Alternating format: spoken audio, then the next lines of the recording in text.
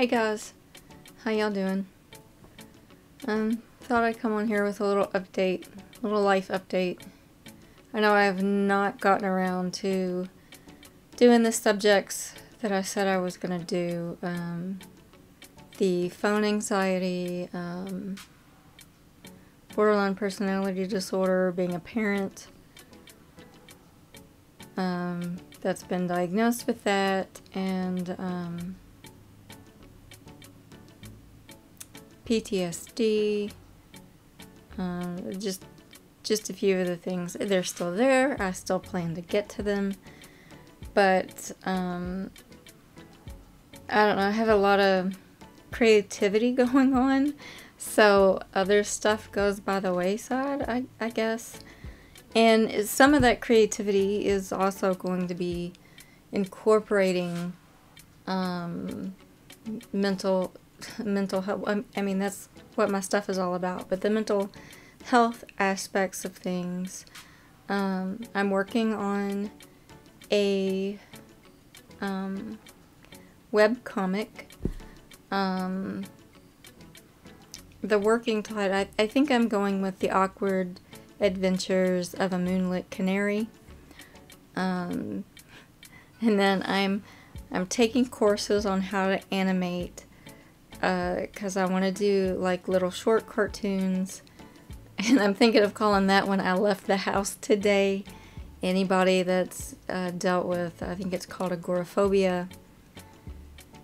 Is that right? Is that the right term? I don't know. But you know, you have a lot of anxieties about leaving the house. When you do leave, it's an accomplishment, but I don't know. What my plan is to over dramatize like how it is in your head when you leave the house when it's really not that bad. Try to make it funny. But my nephew also, when I was telling him about this, well, I was in the hospital, and I'll get to that in a second. I was telling him about my ideals, and he told me about his own, which is, it's brilliant. So I'm like, dude, we are doing this. We are absolutely doing this. This needs to be an actual cartoon. He is so creative, and he is an absolute riot. He's hilarious. Everyone loves him. Everyone thinks he's a trip. It needs to be a thing. So I'm like, we're doing this. You know, it's your ideal, and I'm going to help execute it, and we're going to put it out, and maybe someone will pick it up, because it is just too good. It is just too good, and I'm not going to share what it is, but it... I can't wait. I absolutely can't wait. He drew up some sketches of some of the characters that I'm going to play with and start getting ready for animation. I don't know. It's super exciting. So, but yeah, I was in the hospital. I had got put on a new medication for my high blood pressure, which suddenly decided to be high. I have had problems with it in the past, but it had been golden for quite a while, like 2 or 3 years. It had been perfectly fine. But when I had my bout with kidney stones, and then my spiritual awakening, because all that happened at kind of the same time, or maybe my realization that I was having a spiritual awakening. I think I've been going through it for a while, not really realizing what I was going through.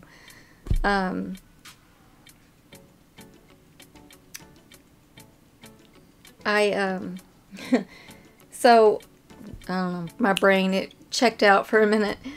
I went on a walk one morning, and I had noticed, I don't know, the last little short video I put up, I had went for a walk, and you'll notice in that I was out of breath. And I'm not usually out of breath when I'm walking. I mean, just not. Since starting taking it, I noticed that I was out of breath anytime I was doing anything more than just sitting in a damn chair. But that morning, and it was June 14th. I was like, man, I feel like I'm over 200 pounds again. I am struggling to breathe. What the hell is wrong with me? And I had back pain going on, and I got real tight in my chest, and breathing just kept getting harder. I had pain in through here, and I was really lightheaded. But of course, me being me, I don't stop in the middle of the walk. I'm just like, I've got to get home. I've got to get home. So I pushed through it to get home.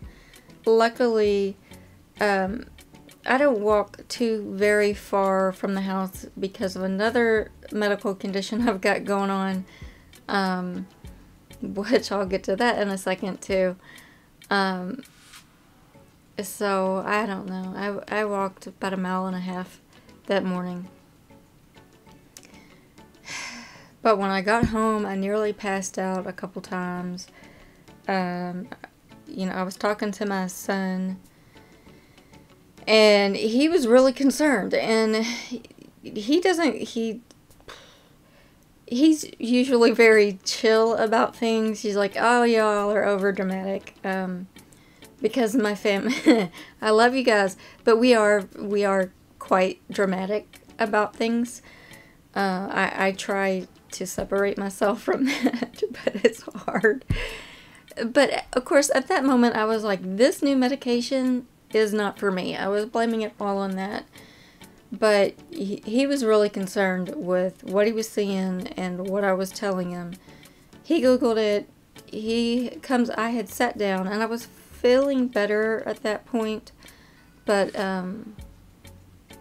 I guess what really got him was my lightheadedness, nearly fainting a couple times, and I was sweating so bad, and it was only 60 some odd degrees outside, and I just typically don't sweat like that. Sorry, I need a drink.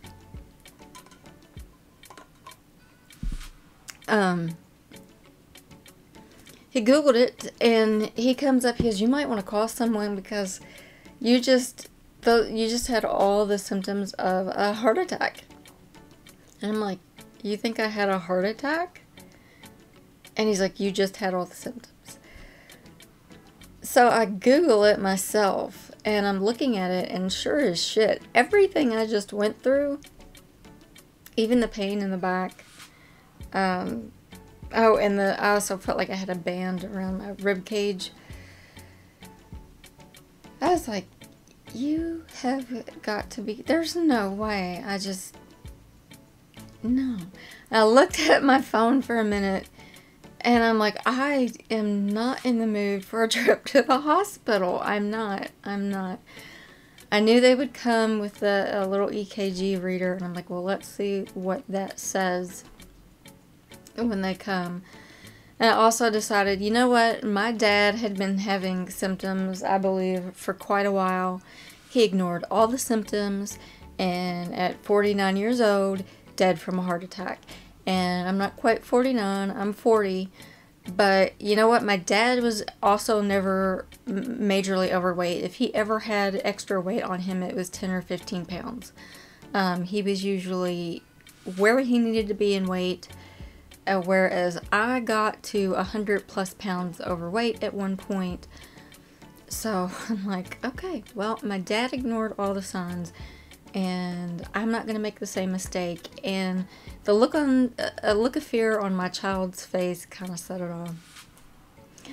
So I call 911, and they come, and the EKG actually reads of a possible interior infarction. I'm like, well, shit. I just had a heart attack. You've got to be kidding me. So the next two reads they do on the way to the hospital say the same thing. I get there. They struggled to get an IV in me. I got stuck like 14 times because when they would get an IV, something would happen and they couldn't flush it, or if they tried to, it would collect under the skin, or a vein would blow. They had the hardest time getting blood out of me. Like, this is insane. I mean, I know I'm a hard stick, but it had never been this bad. So I had so many bruises, and they're actually gone now, but that's been like 3 weeks. But they were awful. Wow, they are gone. I just realized they're totally gone because they were so bad. I looked like I'd been beat up. But they put the contrast in me and did a CT scan to make sure I didn't throw a clot, there wasn't pulmonary embolism or whatever going on. That came back fine, and no aneurysm going on. They did all the tests. The stress test, I ended up getting admitted. The stress test and echocardiogram, and everything looks good. My heart is fine. No arrhythmia. Nothing.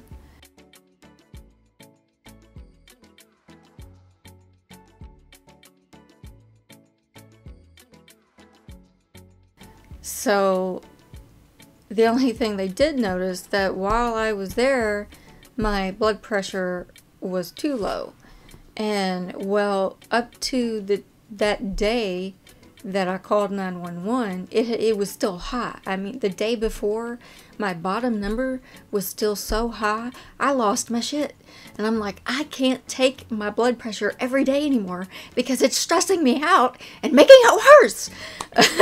So, but then just like on a dime, it was too low. So they lowered my blood pressure medication, and now everything is okay. The lightheadedness has gone away.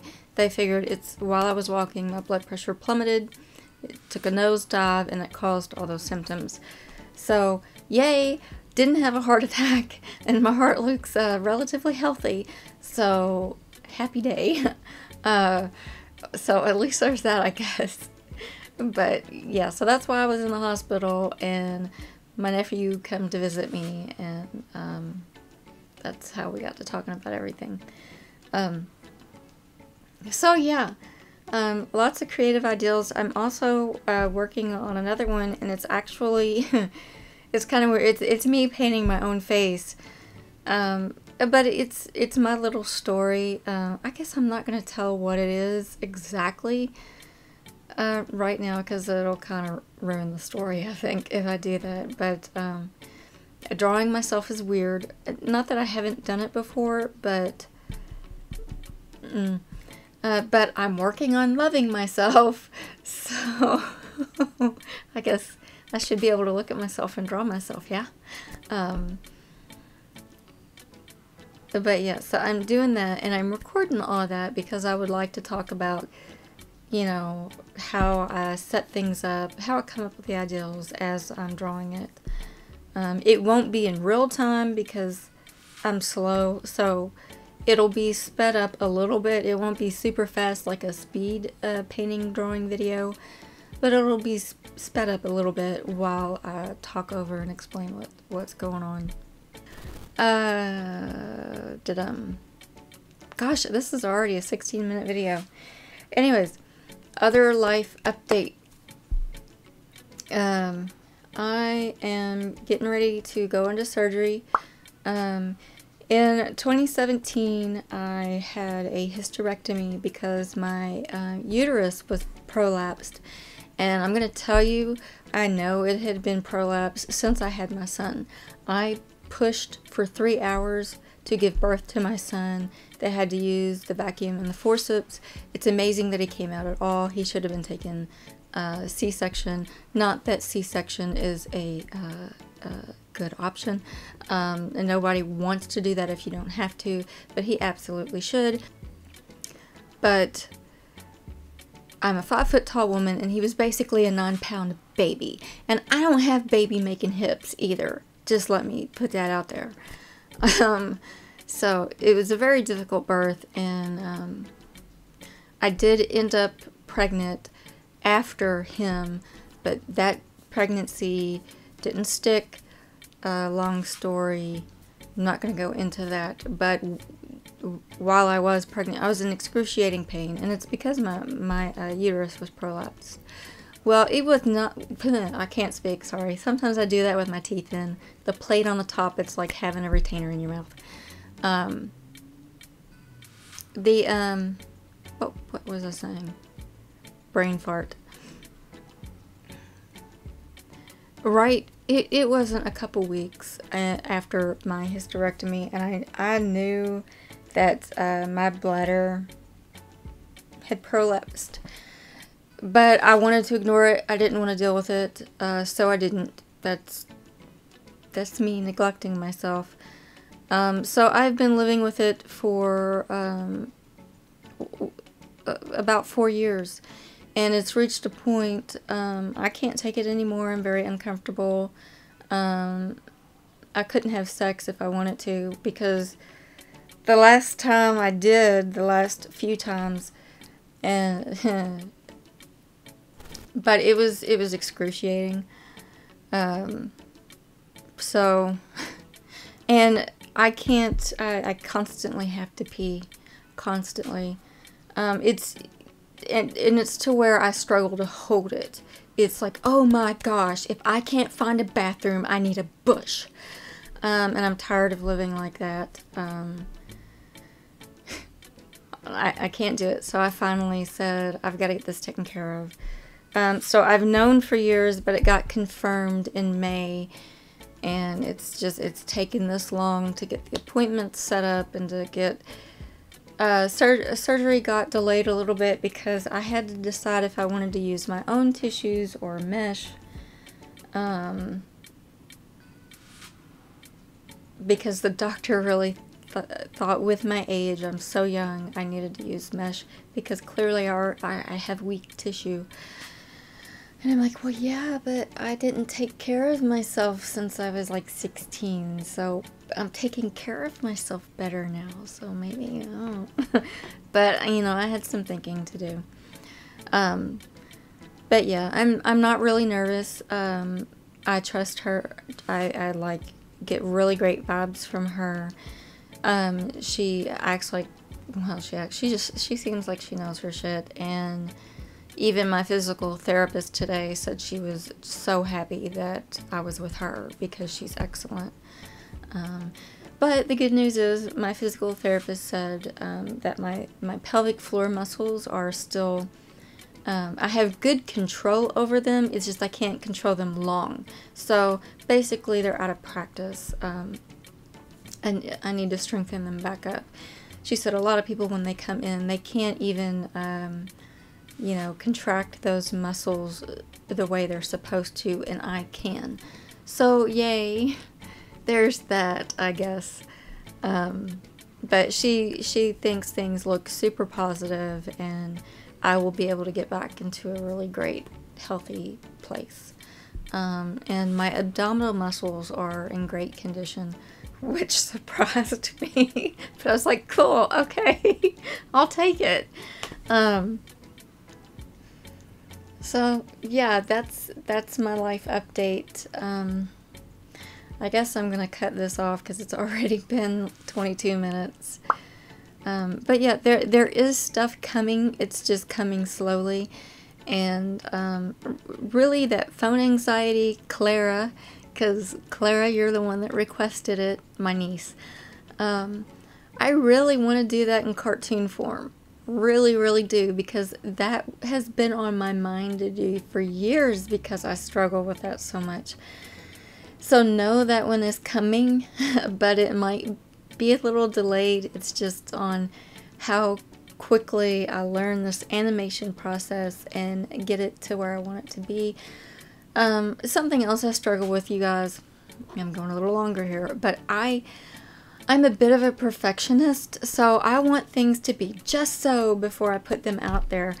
So like these vlogs are like really a big thing for me because they are so not what I would like them to be. They are so very amateur, and this person doesn't know what the hell they're doing.